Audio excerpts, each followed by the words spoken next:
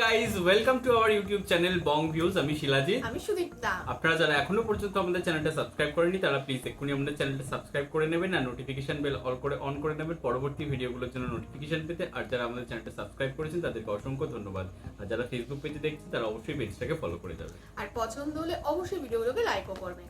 তো আজকে আমরা নিয়ে চলে এসেছি আবার ওইটি ইসরায়েল ফিলিস্তিন রিলেটেড ভিডিও নিয়ে। এরকম আমরা প্রচুর ভিডিও করেছি, তো একই ইন্ট্রো আমরা রিপিট করছি না।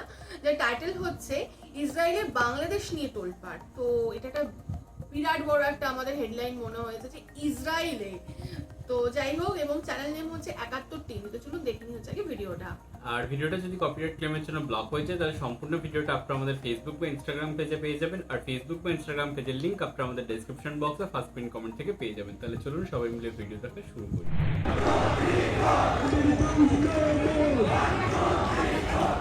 ইসরায়েল বিরোধিতায় বাংলাদেশিদের প্রতিবাদের ঢেউ সাড়া ফেলেছে বিশ্বে। দক্ষিণ এশিয়ার এই মুসলিম দেশটি এখন পথ দেখাচ্ছে অন্য দেশগুলোকেও।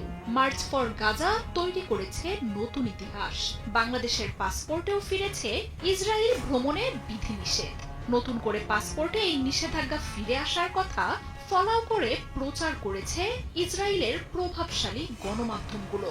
গাজায় আগ্রাসনের বিরুদ্ধে বাংলাদেশিদের ইসরায়েলের প্রতি তীব্র ঘৃণার প্রকাশ স্থান পেয়েছে আরব বিশ্ব সহ ভারত পাকিস্তানের গণমাধ্যমগুলোতেও। আর ঢাকার পদক্ষেপের একদিন পরেই আইন করে ইসরায়েলিদের প্রবেশে নিষেধাজ্ঞা এনেছে দক্ষিণ এশিয়ার আরেক মুসলিম দেশ মালদ্বীপ। ইসরায়েলের গণমাধ্যম টাইমস অব ইসরায়েল এক প্রতিবেদনে জানিয়েছে, ইসরায়েল ব্যতীত শব্দ আবারও পুনর্বহাল করা হয়েছে বাংলাদেশের পাসপোর্টে, যার মাধ্যমে বাংলাদেশিদের ইসরায়েলে প্রবেশে নিষেধাজ্ঞা আনা হয়েছে। প্রতিবেদনে বলা হয়, বাংলাদেশিদের জন্য ইসরায়েল অত্যন্ত স্পর্শকাতর ইস্যু। দেশটি ইসরায়েলকে স্বীকৃতিও দেয়নি। কয়েক দশক ধরেই পাসপোর্টে লেখা থাকতো ইসরায়েল ব্যতীত এই পাসপোর্ট বিশ্বের অন্য সব দেশের জন্য বৈধ। তবে 2021 সালে আওয়ামী লীগ সরকারের সময়ে অনেকটা অগোচরেই পাসপোর্ট থেকে লেখাটি সরিয়ে ফেলা হয়। এরপর তৃতীয় কোনো দেশ হয়ে বাংলাদেশিদের নেতানিয়াহুর দেশটিতে প্রবেশের সুযোগ তৈরি হয়। সম্প্রতি গাজায় ইসরায়েলের নজিরবিহীন নৃশংসতার জেরে ক্ষোভ আর ঘৃণার জোয়ার ওঠে দেশ জুড়ে। ইসরায়েল বিরোধী বিক্ষোভে সমবেত হন লাখ লাখ মানুষ।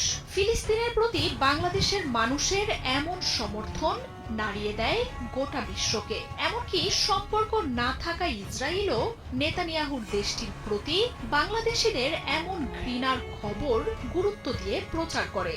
এর একদিন পরই আবারও বাংলাদেশের পাসপোর্টে ইসরায়েল ব্যতীত শব্দ বহাল করে সরকার। যুক্তরাষ্ট্র আর পশ্চিমাদের সাথে থাকা শক্তিশালী সম্পর্ককে কাজে লাগিয়ে ইসরায়েল এখন বিশ্বের অনেক দেশের সাথেই সম্পর্ক স্বাভাবিক করেছে। এমনকি সৌদি আরবের মতো দেশেও বাণিজ্যিক সহ বিভিন্ন কারণে ইসরায়েলিদের প্রবেশে অনুমতি দেওয়া হয়। তবে ফিলিস্তিনের প্রতি সমর্থনে ইরান, ইয়েমেনের মতো বাংলাদেশও ইসরায়েল বিরোধিতায় অটল রয়েছে। বাংলাদেশের এমন সিদ্ধান্তের পরই বিশ্বের অন্যতম জনপ্রিয় পর্যটন স্থল মালদ্বীপ সরকার আইন করে ইসরায়েলিদের প্রবেশে নিষেধাজ্ঞা এনেছে। গাজায় ইসরায়েলের নৃশংসতার বিরুদ্ধে এমন সিদ্ধান্ত নেওয়া হয়। পার্লামেন্টে নিষেধাজ্ঞার বিলটি সর্বসম্মতিক্রমে পাশ হওয়ার পর তাতে চূড়ান্ত অনুমোদন দেন প্রেসিডেন্ট মুইজ্জো। আর এই আইন পাশের সাথেই জনপ্রিয় এই পর্যটনের দেশটিতে ইসরায়েলিদের প্রবেশ নিষিদ্ধ হলো।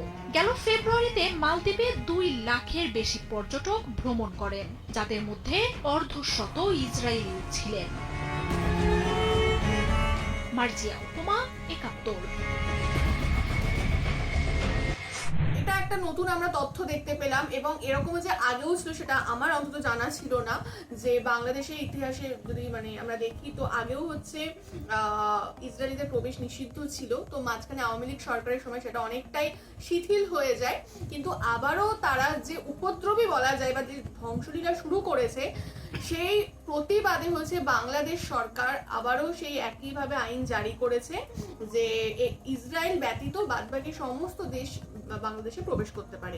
এবং শুধু বাংলাদেশ না, এরকম ভাবে মালদ্বীপও আমরা দেখলাম নিয়ম জারি করেছে। তো ব্যাপারটা বেশ ভালো লাগলো। ইভেন সব থেকে বেশি ভালো লাগলো যে রাস্তায় সবাই যে নেমেছে একত্রিত হয়ে ফিলিস্তিনকে সাপোর্ট করছে এবং ইসরায়েলের বিরুদ্ধে সবাই যে বলছে, এই যে বলার যে সাহসটা, প্রতিবাদটা, যেখানে অনেক বড় বড় প্রভাবশালী দেশ বা ইসরায়েল নিজেও খুবই প্রভাবশালী দেশ, তো সেই একটা এত বড় যার সাপোর্ট রয়েছে তার বিরুদ্ধে যে এই যে রুখে দাঁড়ানো বা প্রতিবাদ করা, এটার জন্য কিন্তু অনেক বেশি কারেজ দরকার হয়। তো সেটা তারা করছে, রাস্তা নেমে অনবরত করে যাচ্ছে, এটা ভীষণ বেশি ইন্সপায়ারিং। এবং মানে ইসরায়েলের ব্যাকফুটে আর কি অনেক পশ্চিমা দেশ থাকা সত্ত্বেও আর কি বাংলাদেশ এই সাহসটা দেখাচ্ছে এবং রাস্তায় নামছে, তো সেইটা খুব অ্যাপ্রিসিয়েট করার মতো একটা বিষয়। এবং মানে ইসরায়েলকে যে বাংলাদেশ স্বীকৃতি দেয় না বা স্বীকৃতি দেয়নি, তো সেইটা আমার জানা ছিল।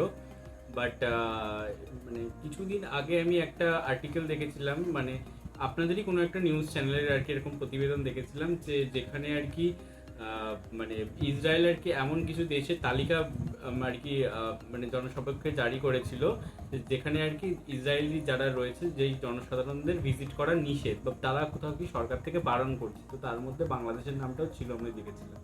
বাট এক্ষেত্রে দেখলাম উল্টোটা রয়েছে এবং সেক্ষেত্রে বাংলাদেশ সরকার যেভাবে আর কি ফিলিস্তিনিদের পক্ষ নিয়ে আর কি ইসরায়েলের বিরুদ্ধে আন্দোলন করছে এবং যে স্বৈরাচার তারা চালাচ্ছে বা যে ধ্বংসলীলা চালাচ্ছে তার বিপক্ষে আর কি যে জনজাগরণ এবং মানে সেই একটা বিশ্ব দরবারে যে বড় একটা মেসেজ পৌঁছে দিচ্ছে যে মার্চ ফর গাজা দিয়ে, তো সেই বিষয়টা থেকে যে ইসরায়েলের টনক নড়েছে এবং কোথাও গিয়ে তারাও কোথাও গিয়ে তাদের আর কি ইসরায়েলিরা যদি বাংলাদেশে আসে সেক্ষেত্রে তাদের কোথাও গিয়ে একটু লাইফ রিস্ক থেকে থাকতে পারে, তো সেই জন্যই আর কি তারা কোথাও গিয়ে বারণ করছে। বাট এটা কোথাও গিয়ে মানে সেই বাংলাদেশের কোথাও গিয়ে একটা জিত হলো, কোথাও গিয়ে যে তারা এইভাবে যে একটা ইনিশিয়েটিভ ভূমিকা নিয়েছে, তো এরমভাবে বিশ্বের অনেক মুসলিম দেশেই হয়তো আস্তে আস্তে নেবে, কারণ ছোট্ট মালদ্বীপও আমরা দেখেছি যে সেইভাবে আর কি স্টেপ নিয়েছে, তো এই বিষয়টা খুব ভালো দিকে যাচ্ছে আর কি। একদমই তাই। তো যাই হোক, বাকিটা তো হচ্ছে ভবিষ্যৎ বলবে এবং আমরা দেখি যে এই যা চলছে সেটা কোন দিকে যাচ্ছে এবং সবকিছুরই একটা আলটিমেট এন্ডিং আসে এবং একটা ইতিবাচক প্রভাব ডেফিনেটলি, মানে একটা ইতিবাচক কিছু না কিছু তো হবেই। এবং লাস্ট আমরা ভিডিওতে দেখেছিলাম যে আপনারা আর কি ইসরায়েলিদের ফিলিস্তিনিদের আর কি আপনাদের দেশে ট্রিটমেন্ট করাচ্ছেন, তো সেখানে আমি একটা এরকম কমেন্ট দেখেছিলাম যে বাংলাদেশিরা দরিদ্র হতে পারে বাট মন থেকে দরিদ্র নয়, কারণ আমরা শুধুমাত্র ফিলিস্তিনিদের এনে চিকিৎসা দিচ্ছি সেটা নয়, আমরা রোহিঙ্গাদেরও মানে বসতি দিয়েছি এবং সেখান দিয়ে তাদের যে বেসিক ফেসিলিটি, খাদ্য, বস্ত্র, বাসস্থান, তো সেটাও আমরা দিয়েছি একদম। এবং সেই জন্যই আমরা বলেছিলাম যে বাংলাদেশের খুব বেশি আন্তরিক এবং খুব বেশি অতিথি পরায়ণ। তো যাই হোক, এখানে ভিডিওটা শেষ করছি, আশা করছি আপনাদের ভালো লেগেছে। আর এরকম টপিকে যদি আপনাদের আরো ভিডিও মানে আপনারা পছন্দ করেন, ডেফিনেটলি আমরা আনবো এবং আমাদের চ্যানেলটাকে অবশ্যই সাবস্ক্রাইব করে যাবেন। আর সাবস্ক্রাইব বাটনের পাশে জয়েন বাটন পেয়ে যাবেন, সেখানে কিছু ফেসিলিটিস দেওয়া থাকে, চাইলে আপনারা চেক করতে পারেন। আর আমাদের যে চ্যানেলের ফেসবুক আর ইনস্টাগ্রাম পেজ রয়েছে সেখানে আপনারা ফলো করতে ভুলবেন না, লিঙ্ক ডিসক্রিপশন বক্সে পেয়ে যাবেন। আর আমাদের চ্যানেলের যে ফেসবুক গ্রুপটা রয়েছে সেখানে আপনারা জয়েন করে আপনারা আপনাদের মনের মতো সমস্ত কিছু পোস্ট করতে পারেন, তার লিঙ্কও ডিসক্রিপশন বক্সে দেওয়া রয়েছে। আর আমাদের যদি আপনারা পার্সোনালি পছন্দ করে থাকেন আমাকে শিলাজিতকে সুদীপ্তা হিসেবে, তাহলে আমাদের পার্সোনাল ফেসবুক আর ইনস্টাগ্রাম সাইটে ফলো করতে পারেন, লিঙ্ক ডিসক্রিপশন বক্সে পেয়ে যাবেন। তো দেখা হচ্ছে পরবর্তী ভিডিওতে, আজ এ পর্যন্তই, টাটা। নমস্কার।